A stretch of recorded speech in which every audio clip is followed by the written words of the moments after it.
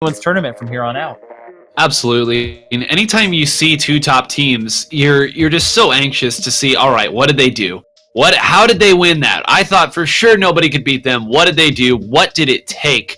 And more often than not, it's just been very solid, aggressive pressure that has forced the other team back and put them in a position where they don't even have the chance to mount a real, I guess, counter push, if you will. So we'll see if that continues to remain the case. We saw Rainmaker on Snapper Canal earlier, one of the more exciting games that we have seen this tournament, if not the most exciting game, with how close that came to going both ways after being the big lead early for Olive, then Ninja coming back. Ninja very confident on this map. They have to be. So we'll see here what I might need an abbreviation for this name. What it's gonna be a tough one. It is. Zugan Zunbun? I can remember. Zunbun. That's a pretty long-winded name, so we're going to do our best to remember that one. Zugan Zunbun going to be taking on a very, very tough team. We already got to see a little bit of what Ninja can do here, and Ninja is going to be currently in the pink in this view. Zuganon going to be in the green. We'll see how that actually turns itself out once we get into the game here, but it will be Rainmaker on Snapper Canal, as mentioned. This is a very wide open map. There's a lot that you can pretty much see all the way across from spawn, so you really do have to know exactly where you're going and be able to prepare for basically any sort of weapon fire from short, mid, or long range, no matter where you go, because there's not really too many places you can hide on this map. There's only a couple of walls every so often that you can use, and even weapons like the Rapid Blaster can just peek around and tap shot you from there. So we are seeing a blaster from each side. We're seeing pretty similar comps to what we've been seeing consistently in this tournament. The only major difference is being the Rapid Blaster instead of the Range Blaster, and the Brella instead of the Sloshing Machine. So prioritizing things like Inkstorms over that Stingray. And one other interesting thing here to note is that the splatter shot, we actually saw some object shredder on that splatter shot. So I guess anticipating that NZAP will be putting out some ink armors and trying to be a bit preemptive.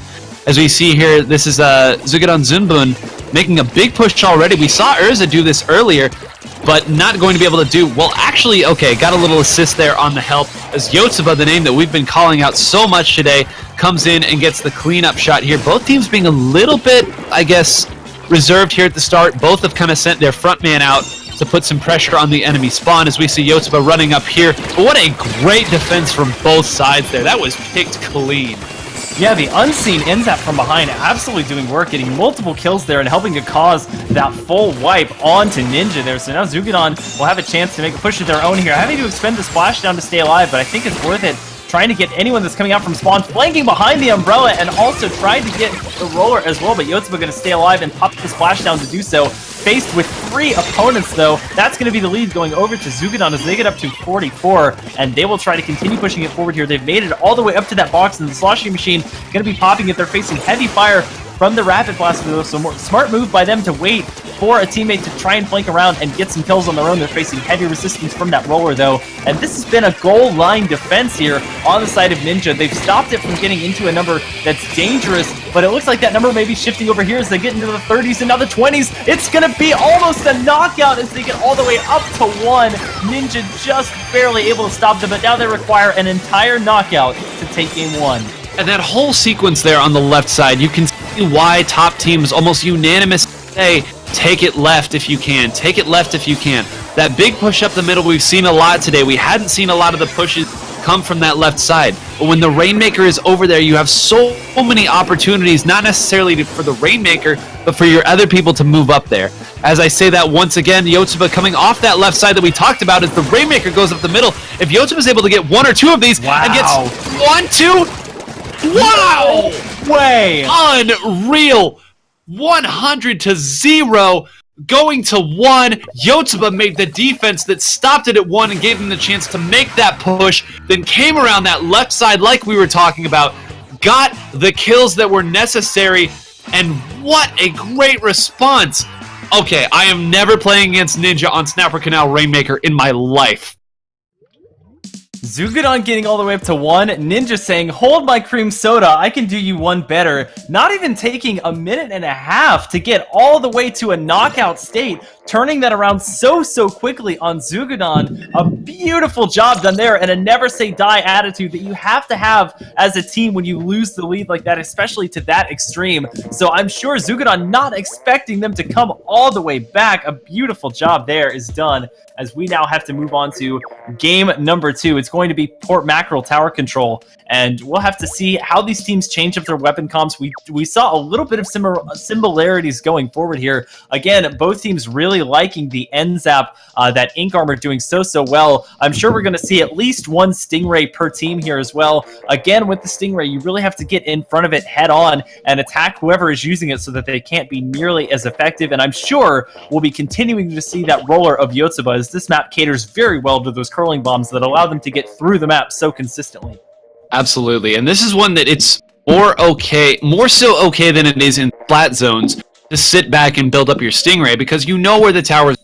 You know you can stop it with one Stingray, and of course Stingray very strong on this long and narrow map to begin with. It wouldn't surprise me if we would see 2 Tri-Sloshers on one, or even, forgot the meta we were in, 2 Slosh machines on one or both of the teams. We do see both teams, and there it is. One team did bring out 2 Tri-Sloshers, and that is Zugudan doing just that. Yeah, 2 sloshing machines coming out. We did see this backfire, though, earlier on in the tournament. The enemy team that only brought 1 with them was just able to play a lot more aggressively. Again, when they're running 2 sloshing machines like that, they have to play a little bit further back than they would like in order to use those effectively. We're seeing one already come out. The double Stingray is going to be popped at the same time, so they're both going to be used to keep anyone that's coming from the tower. They're not going to have that if a tower push does happen on the side of Ninja, so they have to be very careful about that. They extended those Stingrays way too early, and they're going to go 2 down, so they're not going to have that for this first push that's being made here by Ninja. So great job by Ninja, hanging on through those 2 special usages, and they're going to get the first points on the board. Now, they don't have the Stingrays, but they do have a range blaster. Such an interesting composition, because this is not coming out from Zugudan here. The only real traditional painting weapon that is there is going to be the splatter shot. So they are really relying on their ability to make stops and use the Stingray and the range blaster to get big kills. So we'll see if that does come back. It started early, and they've been able to make a comeback, but Yotsuba again coming in and flanking from behind. Although it only gets 2, the tower is still in sort of a precarious position here, though with that one going down right there, I think this one might be the end of this push. So we see 2 specials are already active here for Ninja. They have the splashdown, and they just used the Ink Storm. That's going to provide them some of the map control that they've fallen a little bit behind in, as Zugudan continues to push forward here. Not going to be able to take down the umbrella, as that shield was popped at exactly the right time. And now Ninja, with 2 splashdowns of their own waiting to be used here. We see Mane just holding on to the tower here as they gain the lead. 75, of course, not a safe number, but it's better than nothing as they get 1 pick over by the tower, and this tower push should continue if the roller can hop on. Yotsuba going to fill that role, as an Ink Storm is just going to cover that tower. If you stay on the tower during that, you're going to take a lot of damage. It can really surprise you with how much damage the Ink Storm does over a very short period of time. So having to contend with the Stingray now that they make it all the way up to that checkpoint, but they're going to have to hop off the tower to dodge those Stingray's blasts, and they will continue to push the tower as long as somebody's near the tower that can continuously jump in and keep this push going, but they're facing heavy resistance from Zugudan right now. Fancy footwork there, stalling it just enough, and that might actually be if you give the rest of Ninja time to get back to the middle here and hold territory, making what was a 3-down situation not look nearly as bad from a map control standpoint.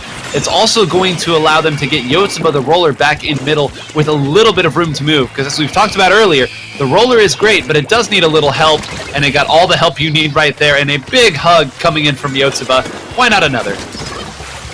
Just laying on these one-hit kills so thick here. Again, these short hallways lend itself so well, especially that now in Splatoon 2, the rollers have the option of that longer vertical flick with a very narrow path about it. That's one of the things that can really destroy the team comp that has been brought in here by Zugudan. This double sloshing machine, double Stingray comp is that the roller can get right on top of them. It has a much slower time to kill than the roller does. So if it can get right in their faces, it can be so difficult for the sloshing machines to deal with it. But we're seeing a 2-down situation coming out on the side of Zugadon. They do have a Stingray active to keep people away from the tower for just a second. The splashdown has to be expended here in order for that splatter shot to stay alive, but it's worth it as they now have all their reinforcements at the ready. Just over a minute left here as we continue to push forward here, and it seems to be that Ninja is trying to keep this one in their favor. They're going to need a better push than 60, I believe, to make this one a for sure win, but they're doing everything right so far. Absolutely, this is a great push. You already see that Rain Cloud coming out, but the Rain Blaster putting that one to bed. The only weapon that could have done it in that situation. Got the direct there on the splatter shot, and also got a couple hits on the other. And right now, Yotsuba trying to push it a little further, gets a couple more points from added insurance, but the Super Jumper not going to have a fun landing, even though it is Umbrella. Still not a safe landing there. You see the Stingray come out, using it. There should be enough time for Mame to get another one, provided that Mame does not die too much. Be able to put a little bit of pressure up here. You know that they're going to be sitting on that Stingray as long as possible because it will single-handedly shut down a push. But you see Mame go down there to the splatter shot. Another one goes down here. They've got to be careful not to let this one get out of hand. Oh, what a beautiful mid-air shot, popping that shield at the right time and then relinquishing it to get another shot off there. That's a beautiful play in that 1v1, and that is how strong the Umbrella is right now. It can shoot squids out of the sky as we see the Stingray getting popped here in the last 5 seconds of the game. It's going to be Zugadon attempting to get on the tower here. They need to get to 46, but nobody's even close to the tower. Yotsuba with a final flick onto the tower is going to seal the deal, and Ninja will be coming away the winner of this set 2-0 with a pretty nice performance on Port Mackerel.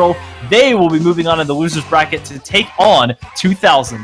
These tower control games have not been big victories. Teams nowadays are just too good to let these towers get too far. We talked about it on the Olive set, and we're talking about it here once again. Just pressure, getting the lead, and then focusing on keeping people away from the tower and having a special that can stop the tower if someone does get on it. I mean, hey, what's the easiest way to stop a tower push? Never let them get on the tower to begin with.